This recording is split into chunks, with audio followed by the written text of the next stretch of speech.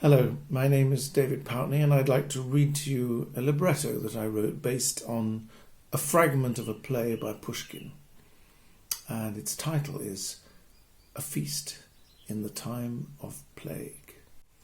There is an empty stage. We hear the sound of a powerful motor car arriving and a lady calls from off stage.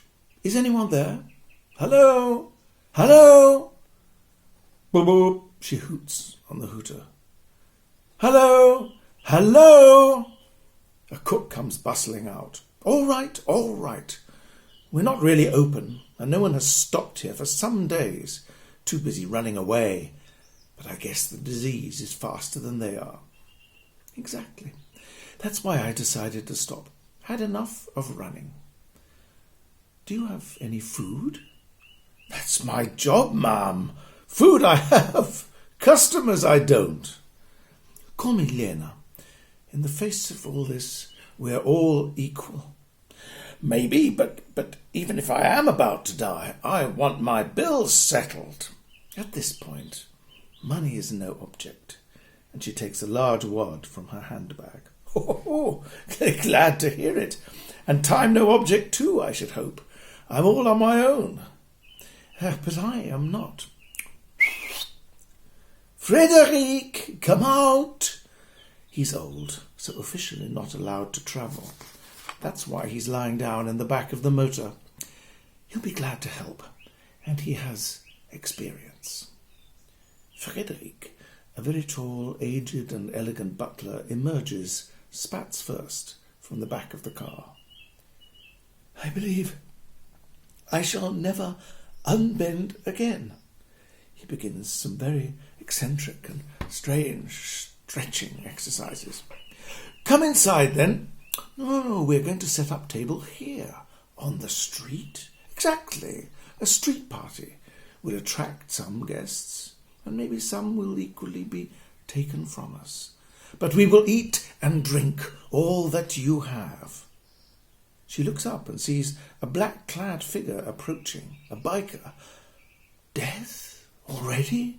The table is not even laid. Antoine, for it is he, removes his helmet. No, not yet dead, nor even death himself. But I will be if I don't eat something. Did I hear the magic words, set up table?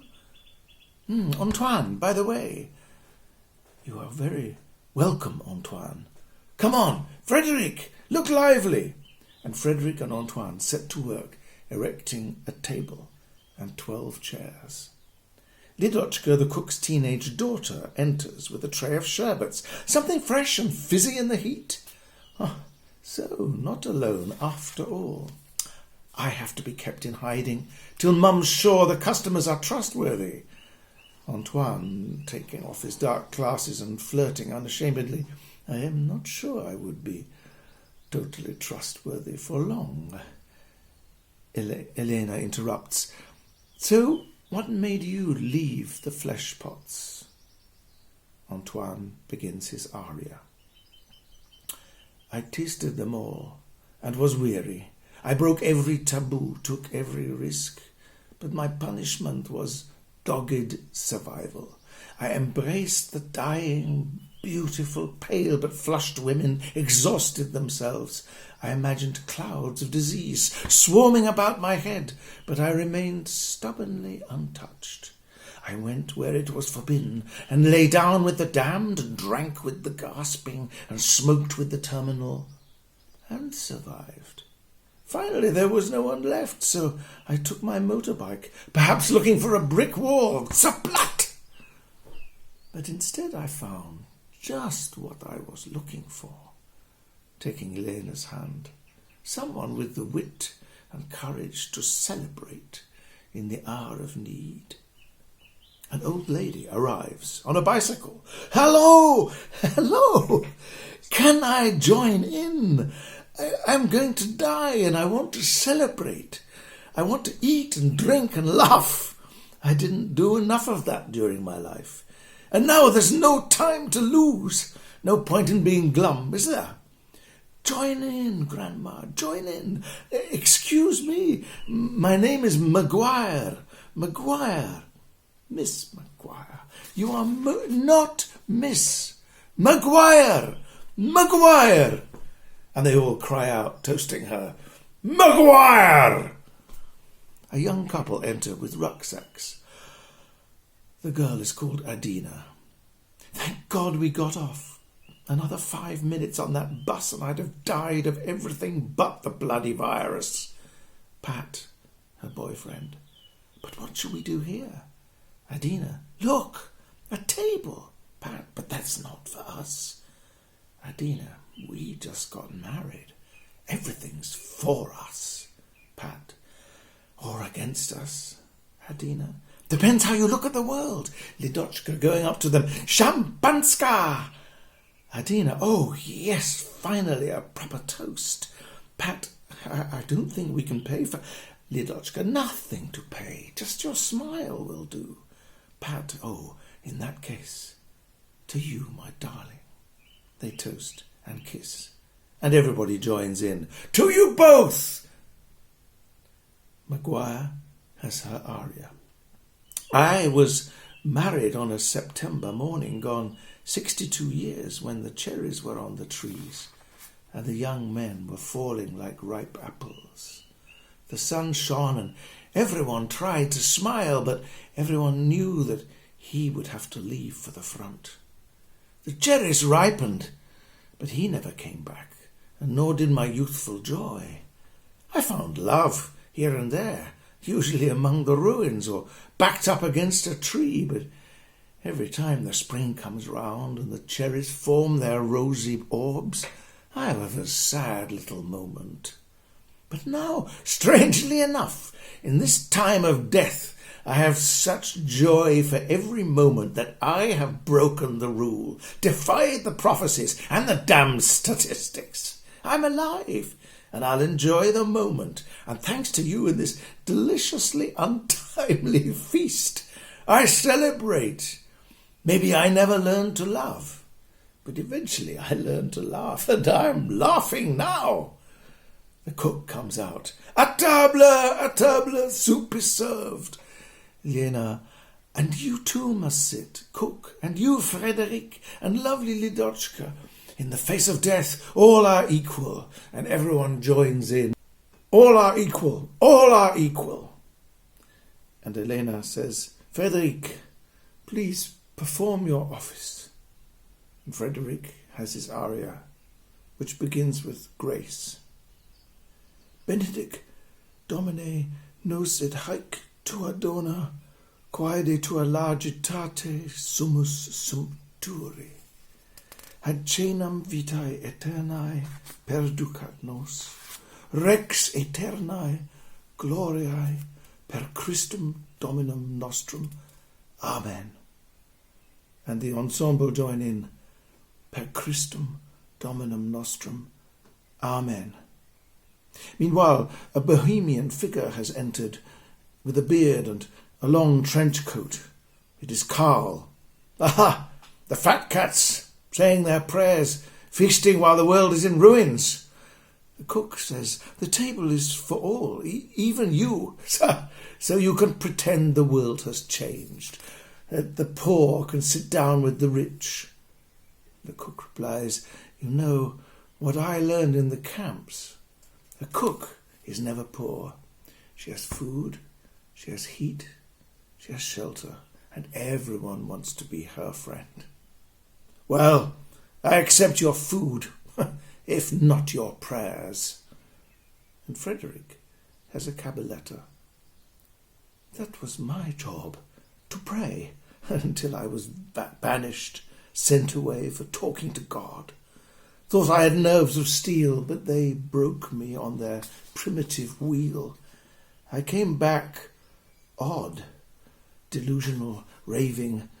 He looks at Elena. She was my saving. Took me in, dressed me in the robes of my new vocation. To serve is an honourable station. Deep down inside, I feel a little pride. Yes, pride. Pious enters and observes the scene for some time and eventually asks them, "May I?" And the ensemble laughs and says, "You may. You need neither excuses nor permission." And Pius says, "Oh, what a distinguished company. What elegance. What generosity. Carl, what a sycophant. Don't I know you from somewhere?" Pius, "Oh, I'm sure not. I am far too insignificant. Where did I see?" And Claire enters enveloped in billowing flowing robes with lots of jewellery. "Am I the last? Too late, or just the last? Ah, no, I see there are 2 spaces. That last one must be for Judas. How strange for him to be late." Antoine pretending to read a place card. "And this one says, Madame Arcati." And Claire says, "Thank you for calling me that. I went to the theatre a lot as a young child, but I always knew how it would end. The others got very cross when I told them." "Then," says Carl, "how will this end?" Claire, "Don't be silly. We all know that. Badly." And Carl has his aria. "You say badly, but I say good riddance. How could the world not be better after this purification? Strip away the weak and the infirm, collapse the corrupt venal systems, wreck all the poisoned institutions. Marriage will not survive this onslaught. No," he looks at Adina and Pat, be you ever so sweet. "Religion will fool no one after this. Politics has long been bankrupt. Anarchy and the law of the jungle are what survives the virus, and from that emerges a new, purified, heroic race, ready to lacerate the wounds of the old, to cut the redundant knots of compromise, and to proclaim the new utopia." The table falls silent. Frederick whistles in a wistful sort of way.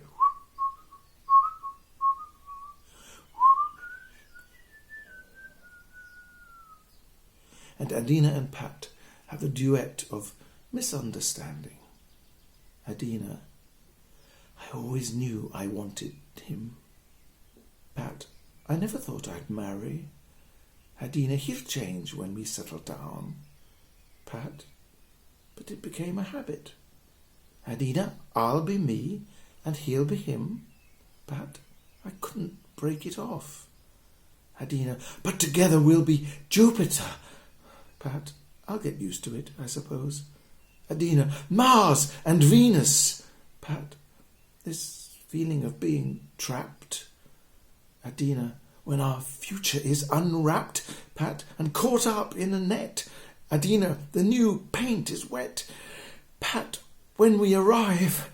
Adina, "If we survive." And the cook enters. "The main courses are ready. Cheer up, everyone." And they all sing a brindisi. "Let's drink till we cannot think that tomorrow we die.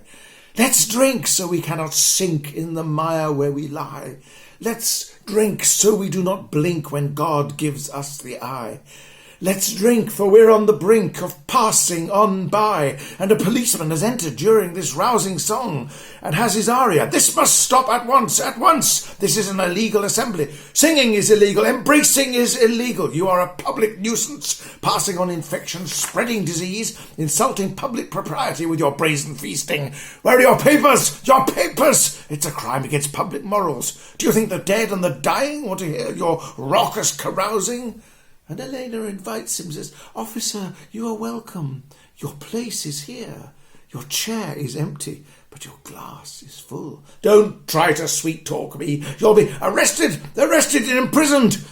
Elena, "By whom? By what regiment of police?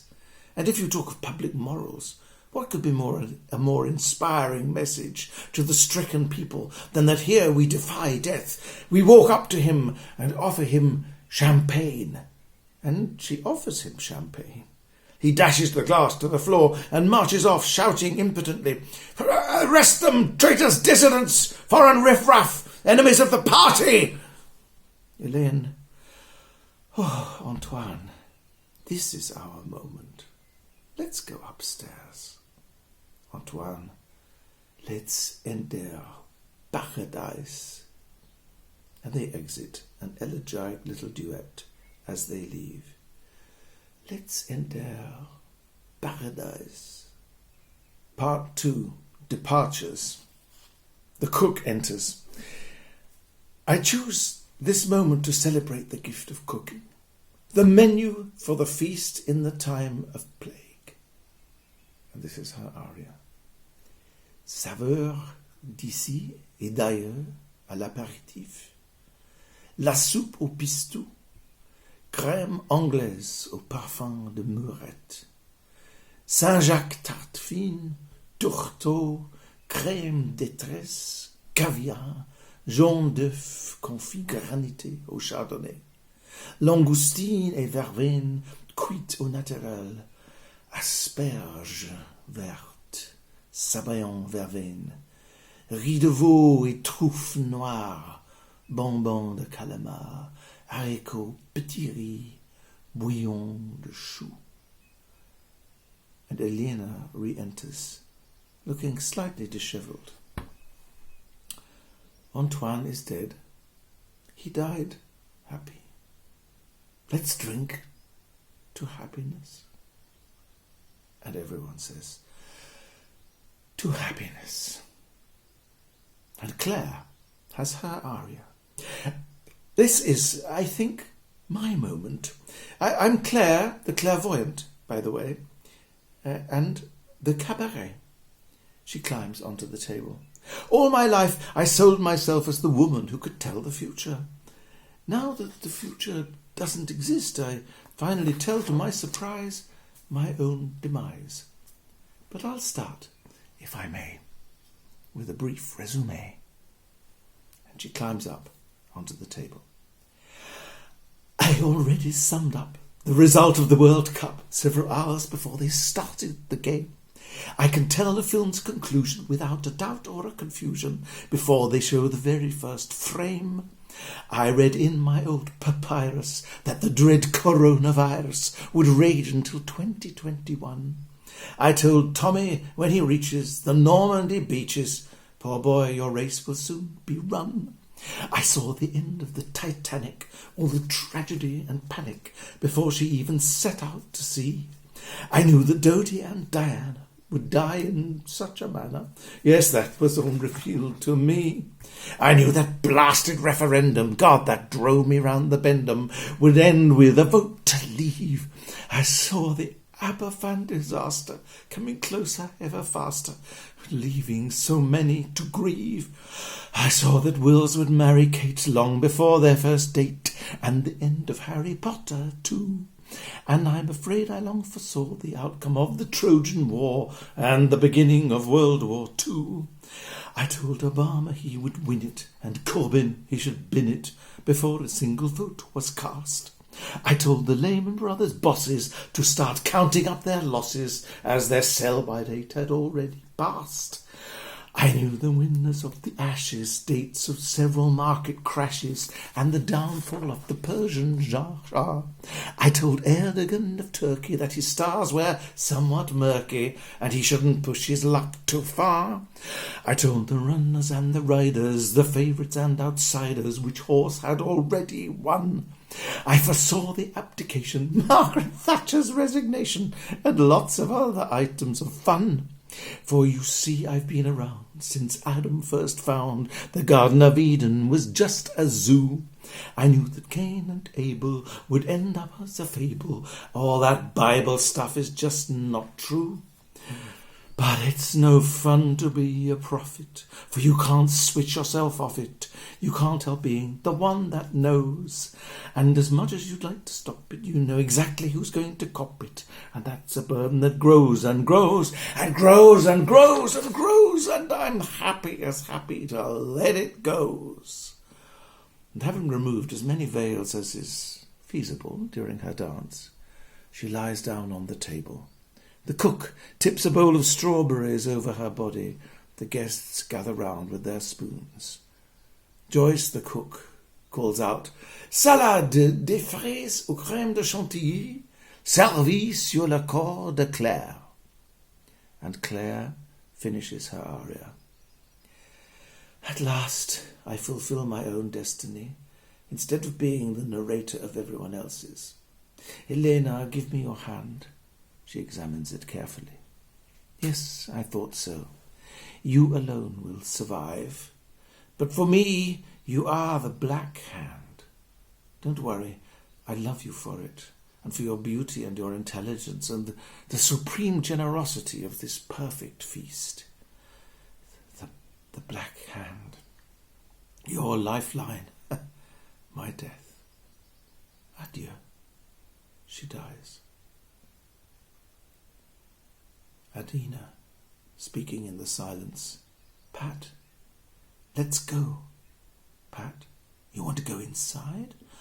Adina, no, we can't disturb Antoine.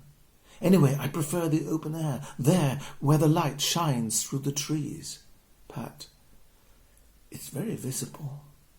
Adina, feeding him strawberries from Claire's body. After this, do you think anyone minds? Maguire, I certainly won't. I'll be cheering you on. Adina, thank you, Maguire. Have a strawberry. I don't mind if I do. Now off you go and enjoy yourselves. Adina, yes, quickly, while the sun through the trees is still warm and bright, while the light shines. Come, don't hesitate. There is a shadow, circling, casting its shade, round and round, spiralling up and down, the black bird, quick, under the trees where it cannot touch us. The black bird! The black bird! She dies. Maguire. Oh, no! God damn it all! What a pity! I was so looking forward. Lidochka, to Pat, who remains transfixed by Adina's body lying at his feet, has her aria still carrying plates and dishes from the table. Take me instead. I don't want to die before anything at all has happened to me, apart from Uncle Pavel messing around. But I don't count that, not that. Ah, filthy bastard. Otherwise nothing but pots and platters and dishes, which she throws to the floor. I cannot be taken, knowing nothing, having experienced nothing, on the brink of everything happening, on the very edge, about to fall over and dive into life, to soar upwards like the bird, then crash down into the dirt and eat and smell that too, till every apple has been tasted once. But now I see the black silk rope turning and twisting and tying itself like a python about my heart, stifling my future. The black rope, the black silk rope is indeed twisting its way across the stage. She seizes it with all her force. Stop! I will not let you smother my life. Never! She is becoming increasingly entangled in the rope. I will not let you smother.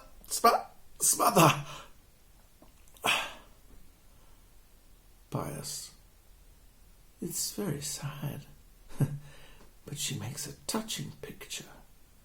He takes his little camera out of his pocket.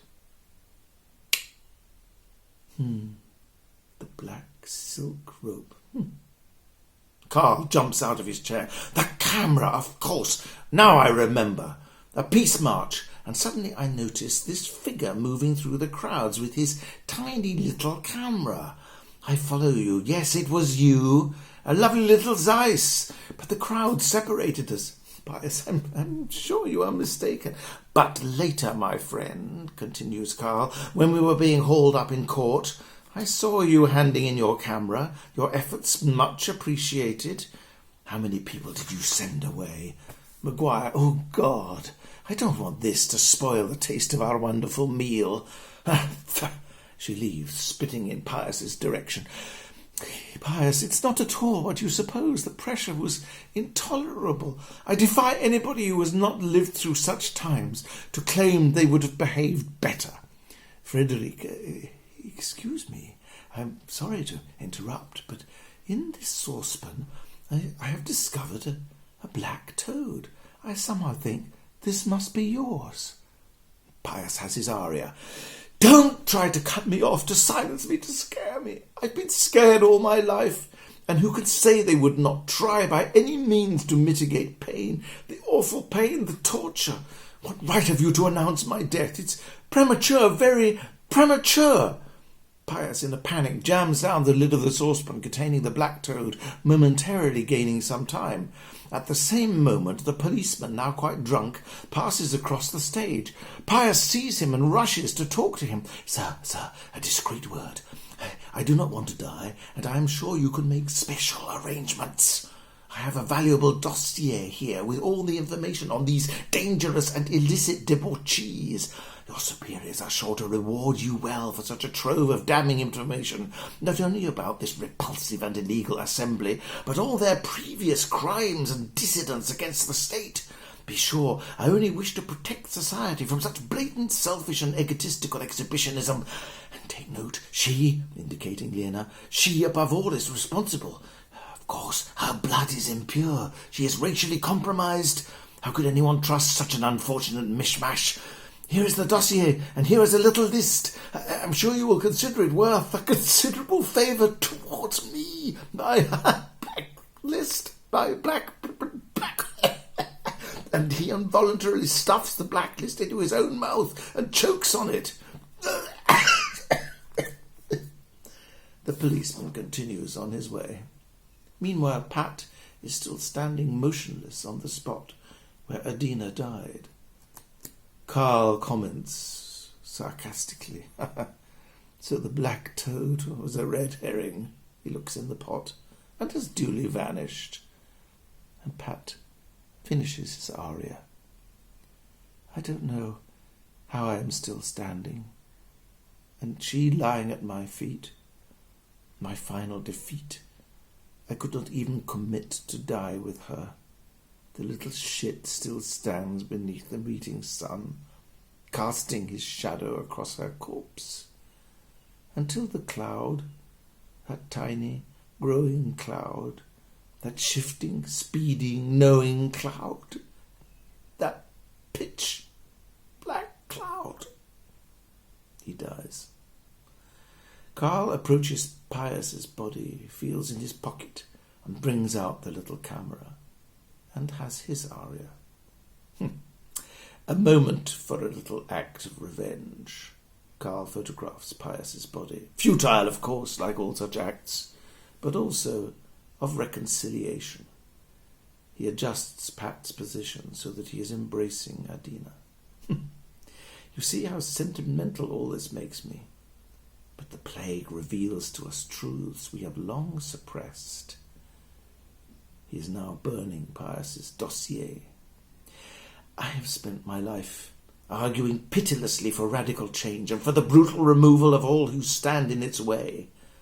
Now I see, in the face of an even more brutal power, that it is in the small acts of personal kindness that the true politics begins, and maybe ends too.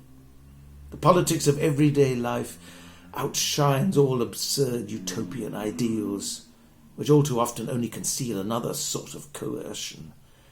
If I should survive, I would become a monk, not to serve God, not by any means, but to serve humanity. In the end, I am with Frederick. I will serve with pride. But now the first black bat of the falling dusk is flying, and the black toad is back in his pot. So my moment is come, praying fervently for my fellow creatures in all their breadth and diversity, who gathered round this table, for which I remain profoundly thankful. He dies. Joyce, the cook, arrives with the final platter. Mes amis, the moment has come for my pièce de résistance, presented in an appropriate spirit of self-sacrifice, since I am very well aware what it means. Le blanc mange noir. Le blanc mange, le blanc, noir, blanc, noir, blanc, noir. She dies, plunging face first into the blancmange. Frederick returns with the bag with the black band. Here, madam, we should not forget this. Everything was so beautifully prepared. Elena, Dearest Frederick, thank you indeed for this, your last act of service. Frederick, for you, dear madame, the bag with the black band. He unties the black ribbon round the portmanteau and brings out a candlestick which he holds in front of him with both hands. Lena lights it for him. Pardon me, madame, but I've always had a weakness for a little ritual. And he dies. Elena opens the bag, which contains candlesticks and black veils. She places these on and around the fallen figures. Elena sings a funeral oration. I dress these vacant carcasses with badges of respect, for when this fleeting moment passes, they join the class elect of those who spent their time on earth remembering good food, good friends, and mirth. And she is joined by all the characters saying their last words in a grand ensemble. Frederick, I serve with pride. Lidochka, will someone fuck me? Antoine, from offstage, in paradise. Pius, I meant no harm. Joyce the cook, jus de truffe. Carl, no more marks. Adina, I was pregnant. Pat, I'm frightened. Claire, I saw it all coming. Elena leaves at the end of the ensemble, and as the sound of her motor fades away, Death enters, played by the policeman. And so I make my entrance, though my work is almost done. And what is left for me? Where's my share in the fun? Of course I understand I am disliked. How many times have people spiked my drink or cut my brake cable? But I soldier on as best I'm able, looking after number one. Who am I anyway, one must ask, on finishing this gruesome task? I am the blackened bed on which Antoine lies dead. I am the shadow of the bird that circled her lovely head. I am the black silk rope, the cloud of futile hope. I am the toad who croaked as the reaper mowed. I am the bat, the warm black hand, the black blancmange, and the jet black band. I am that dirty venal list that Judas so devoutly kissed. Who am I, anyway, one must ask. And Maguire suddenly appears. Aha! I am not the last. Maguire, I'll join you if you'll break your fast, for I know who you are. The Black Mask, the force who nothing does by half. So Death and I enjoy the final laugh. And she starts to laugh, and Death joins in, and gradually everybody is laughing in a triumphant ensemble.